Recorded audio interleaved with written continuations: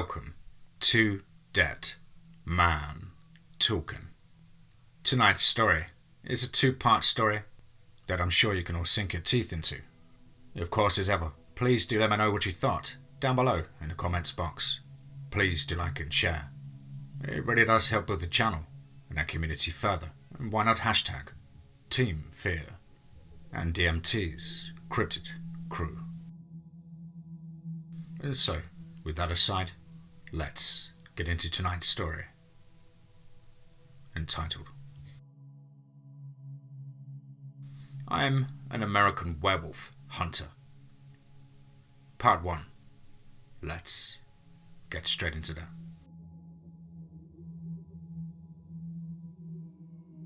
My name is Boston Murphy, and I kill werewolves for the US government. I didn't join the army to get medals or to have a statue in my honor. I joined it to simply get away from my family. My father is okay, but his new wife, well, she's the most evil person you could have the misfortune of meeting. She used to constantly berate me, calling me less than dirt and waste of space. I tried telling Dad, but he didn't believe it or chose not to believe it. I joined the army when I was 17. It was the only way of getting away from the verbal abuse. Stepmom couldn't be happier that I was finally out of her house. But Dad, well, he was crushed. He understood why I chose to do it, but he still felt like it was his fault. It was shipping out day and he gave me an emotional send-off. It was time to start my own life. I arrived at Fort Bronson by Thursday. I still remember having goosebumps arriving. This was it. I was really doing this. No turning back now. Fort Bronson was a massive base, expanding over 60 acres. The bus stopped and drill instructor Haymeyer walked on board, gracing us with his hospitality. Attention, you piss cans. I'm Instructor Haymeyer. I'll be your friend for the next 18 weeks. Now get your sorry asses off my bus and get checked in. Sir, yes sir, we all shouted in unison. We got our bags and got off the bus, and since I was sitting in the very back, I was the last one to leave. Haymeyer looked at me and stopped me. What's your name, cadet? He asked. Boston Murphy, sir, I replied, nervous. He looked me up and down, muttering to himself. You're not going with them. You're going to the Special Assignment Ward, Haymeyer said. I haven't been here more than 10 minutes and I'm already getting a special assignment. Where's that at, sir? I asked. In the room next to the mess hall. In the north building. Now get the hell off my bus. Haymeyer replied. I quickly got my bags and left. The north building was the farthest building on the base, away from everyone else. The sun was furious that day and I was sweating hard. Yet I walked at a brisk pace. All I know, it could be the first test. I entered the building. The air conditioning inside greeted me like an old friend. The place was a maze of stairs and hallways. I had to use my map. Now the mess hall was located on the second hallway. I climbed the stairs, carrying my luggage with me. This building seemed less maintained than the other buildings, but who am I to judge? As I approached the mess hall, I turned to the door to the left. It looked like a janitor's closet. It had a faded Special Assignments sticker on the door. I opened it, and a rush of old, musty air ambushed my nose. Once inside, I walked down a long hallway. There was no paint on the walls. It was grey. The fluorescent lights shined bitterly, and through a pair of double doors I entered a waiting room. The place, it was empty. Only a receptionist and another cadet populated the place. I went to the receptionist. Name, please, she said. Boston Murphy, I replied. She checked her notes, sighing. I don't see you in my notes. You must be new. Yeah, Instructor Haymeyer. He sent me here, I said, sweating. She dialed a number on her phone, motioning me to take a seat, and I did what she asked. The other cadet in the room was a skinhead called James. Huh, you new here too, huh? He asked. Yeah, man, I replied. Me too. I was so ready to kick some jihadi ass, but I'm here instead. You feel me? He asked. Yeah, I lied. The truth was that I didn't join to kill. I was hoping to be a medic or something. My name's James. What's yours? He asked. Boston, I replied. You seem cool, Boston. Personally, I hope this was a mistake. I want to hit the range and make those bastards pay for 9/11, James said. Cadet James Fillmore, the receptionist said. I guess that's my cue. See you, brother, James said, patting my back. I waited to be called in, watching videos on my phone. The receptionist on the phone looked at me every so often, whispering. After what seemed like centuries, I was finally called up. The receptionist told me to go through the double doors and into the first door on the right. I walked through, luggage in hand. The hallway I walked in was small and dark. The door on the right said, Lycanthropy, Extermination, with Greg Romero. Lycanthropy?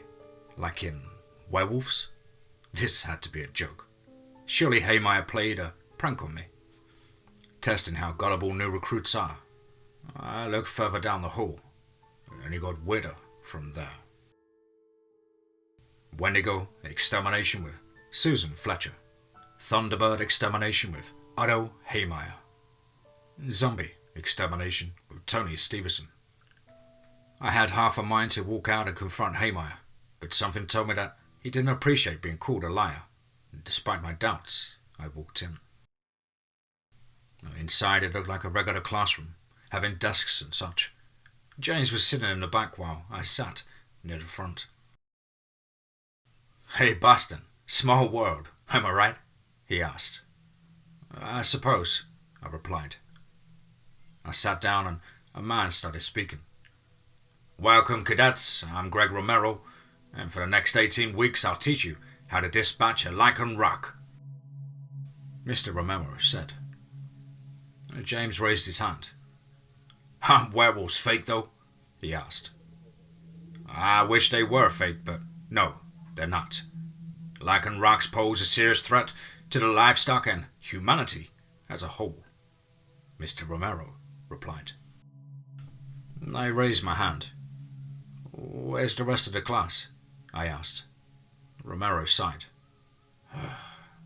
We're not as popular as Wendigo Extermination, but hopefully we'll receive more recruits next year. And Romero showed a photo of a mutilated woman being eaten by a werewolf. I gagged. We have a thankless job, gentlemen. Only 2 people know we exist, and that's the 2 of you. Who wants to kill a wolf? Romero asked. We both shouted in unison.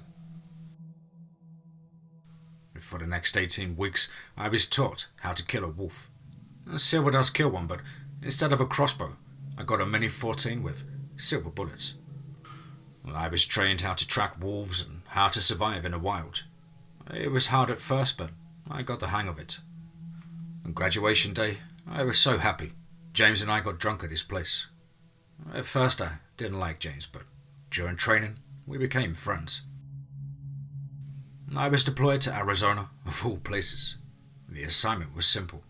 An elderly Lycan rock was spotted in the area, and I had to dispatch him.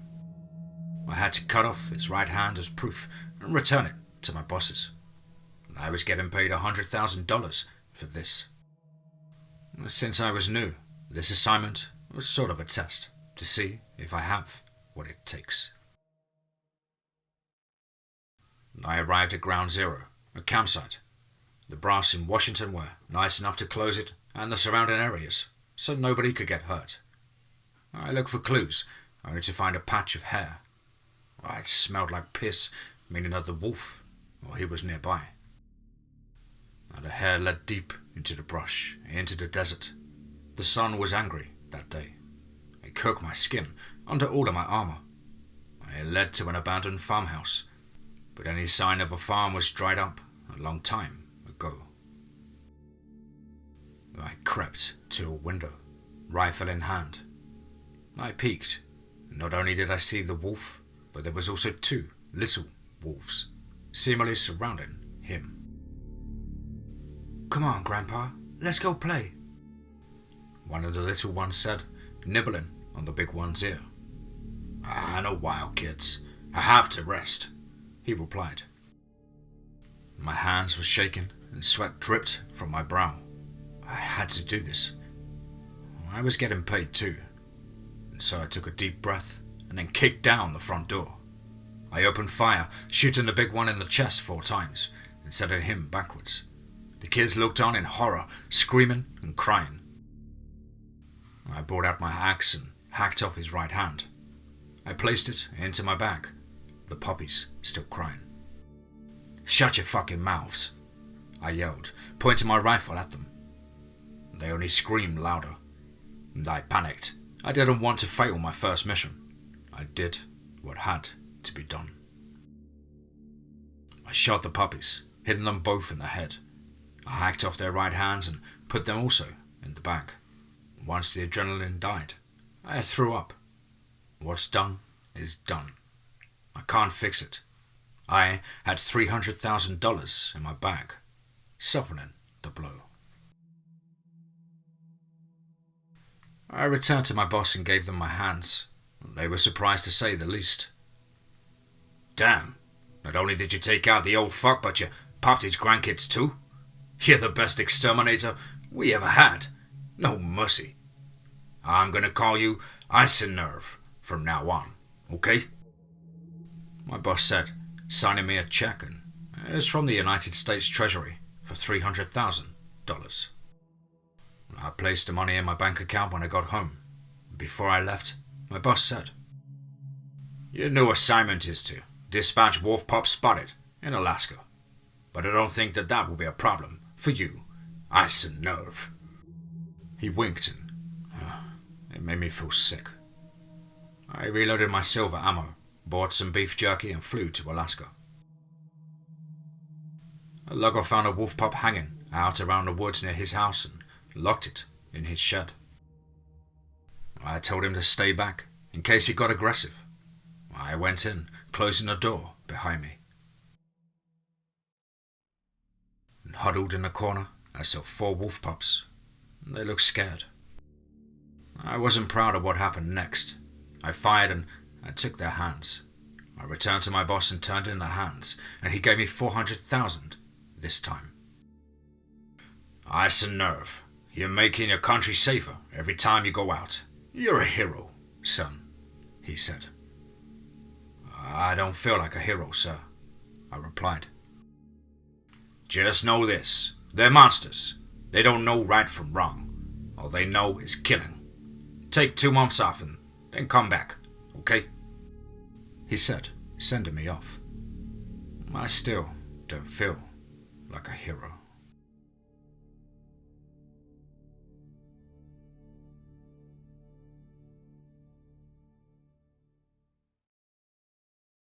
I'm an American werewolf hunter. Part 2. Let's get straight into that. After the business in Alaska, my new assignment was to dispatch a rabid adult wolf spotted more than a trucker in Oregon. My boss thought I was ready to handle a challenge, and I admit I was cocky and said yes immediately. I was flown to the city where the incident took place. The guys in Washington pulled some strings and closed the road around the truck stop. The truck in question was across the street from the truck stop, near the woods. I looked trashed. Garbage littered the road, the windshield was cracked, and the driver's side door was wide open. I crept closer to the truck, crouching. I pulled a Piccolo Pete out of my bag and lit it in front of the open door. I was hoping the loud noise would lure the wolf out. That firework went off, yet the wolf, it didn't come out. Well, that's odd. A noise like that would lure anything. I set off another Piccolo Pete, this time closer to the door. I quickly ran to the other side, ready to shoot. Not a goddamn sound came from the truck. I decided to just go in and kill it myself. I shined my flashlight into the truck. I didn't hear any growling or anything. It was dark, yet I saw blood on the walls and the bed in the back. It smelled like BO and piss and made me gag. In the driver's seat, a hand connected to the steering wheel was the only thing I could see. I looked at the ground and saw signs of a struggle. Something heavy was dragged from the truck, which led into the truck stop. I walked to the truck stop, unlocking the door. It was supposed to be cleared out by the government. I hoped nobody was still inside. Now inside the lights were off, except in the restaurant. I walked quietly, my trigger finger ready. A single light was on, shining over a single table, and a note was on the table. You're not alone. Suddenly, all the lights went on at the same time. In the corners, I saw 4 wolves sprint towards me. I quickly grabbed my Remington and punched holes in the wolves. "Get me, bitches!" I yelled, blowing a wolf's head clean off.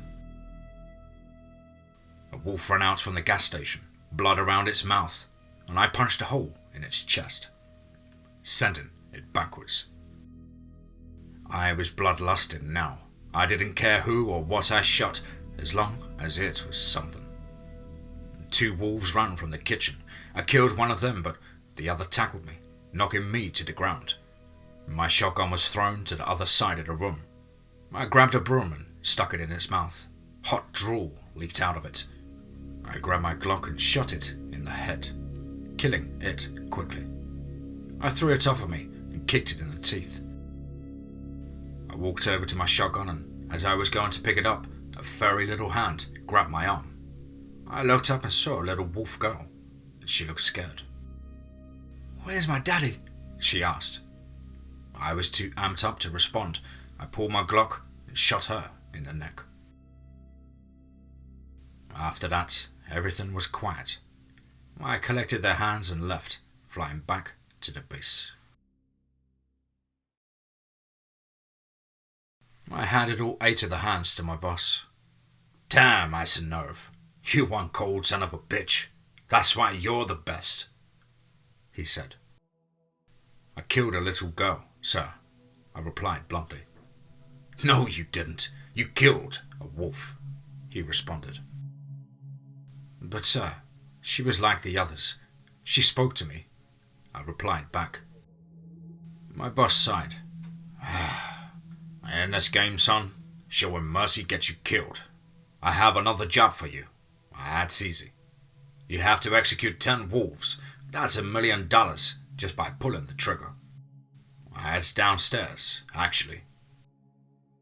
"I'll get right on it, sir," I said, taking my check. I went downstairs to the basement. In a large room, 10 wolves were lined up in a row. I used my Glock for this one. "Everyone, get on your fucking knees, right now," I shouted. They all followed suit. The first wolf was sobbing and crying. I placed a pistol on his forehead and fired. The second wolf was sobbing too. I fired again. I repeated the process until I got to the last 2. A female wolf looked strangely calm, while the male one was losing his mind. "Please, Eisennerve, don't kill my wife. Shoot me first," he whined. I ignored him and placed my pistol in her mouth. And just as I was about to pull the trigger, the male bit my shoulder and ran off down the hall. "Fucker!" I yelled, chasing after him. He ran down the hallway. I shot him in the back, sending him down. I walked over to him, shoulder still aching, and shot him in his heart. I kicked him in the face as I walked back to the slaughter room. And the she-wolf, she was still there. I was pissed. I shoved the pistol into her mouth, and something made me do this next part that wasn't of my own free will. I bit the wolf's neck hard. The wolf screamed out, but I overpowered her. Something about biting her made me feel powerful, like I could take on the world. My shoulder had stopped hurting immediately after, and the wolf, she died. I walked back upstairs. I went into my boss's office. He looked like he'd seen a ghost. "I did what you asked, sir," I said. Jesus tap dancing Christ, Boston. What the hell was that back there? You went crazy. I was just doing my job, sir, I muttered coldly. You got bit too. How is it? He asked. I didn't even feel it. Any other wolves you want me to execute? I'm still thirsty, I said. That's okay. Why don't you take the rest of the day off? He said, almost pleading with me to leave. If you say so, sir, I said, walking to my room. In my room, I looked at the mirror. My eyes were bloodshot and my mouth was covered in blood. I couldn't help but laugh. I felt muscular and powerful. And suddenly, I felt something on my chest. It hurt a little bit. I rubbed my chest, cutting myself on something sharp. What the hell? I asked myself. I took my shirt off, revealing 4 blades in my chest. I concentrated, controlling the blades. I laughed uproariously. Now I am to become Death, the destroyer of worlds, I muttered to myself. That night I had a nightmare, the first one in years. I was in bed, but I couldn't move. Sitting on my bed was a big dog. It was hugging my legs. It spoke to me, sounding strangely familiar. You're awake, it said. What the hell are you? I asked back. You can say we're related. I know you, because I am you. It replied. It doesn't make any sense, I replied. It doesn't have to make sense. Just know this. You're in danger. A madman is going to rain hellfire on everything you have ever cared about, it said. Watch out for the eyeless cowboy. That phrase repeated in my head until I woke up. The next day I felt very strange. I looked in a mirror, terrified at what I saw. All of my hair was gone at the top of my head. I was completely bald. I had no eyelids either, or a nose. My gums were gone too. I looked hideous. I screamed loudly, alerting the guards patrolling the hallway. They ran into my room, just as scared. Jesus Christ! What the hell is that thing? It's me, Exterminator Boston. At ease, I replied. I looked at the mirror again, pondering. I smiled. I'm Mr. Midnight now.